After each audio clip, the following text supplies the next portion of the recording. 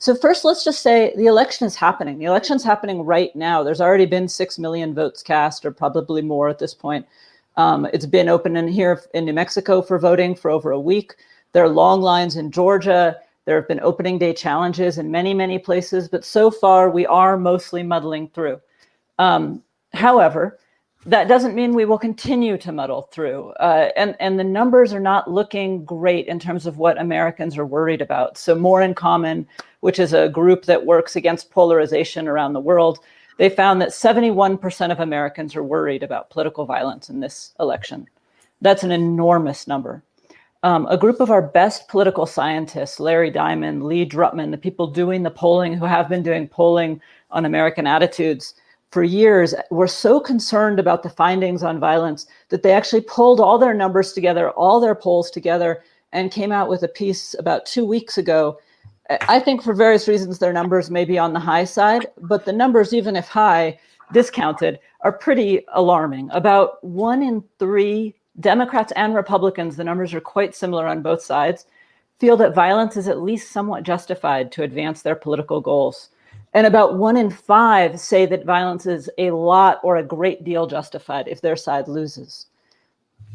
How did we get to this? We're extremely, we're all on a tightrope right now. We're all worried because of the pandemic. People are highly stressed. People are at home.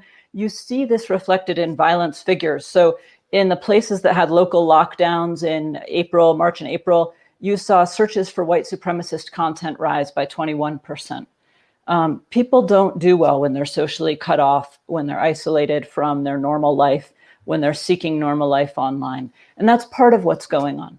The other part, of course, is our immense political polarization, our polarization across every area of our identity. The last part is what Bart's been talking about. We have an extraordinary president, and I don't mean that in a great way. We have a president such as we've never had before, who's priming people for fraud. And so close to 3 in 4 Americans feel that the longer we have to wait for results, the more likely it is that this is a fraudulent election.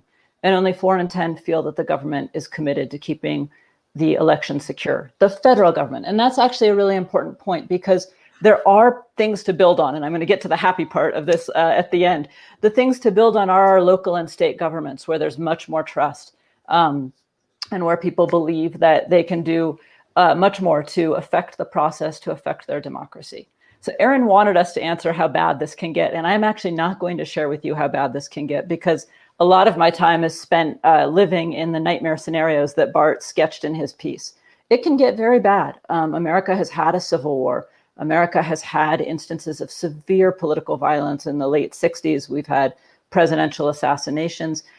I would rather not spend my time here walking everyone through those nightmares. I think we all know those nightmares.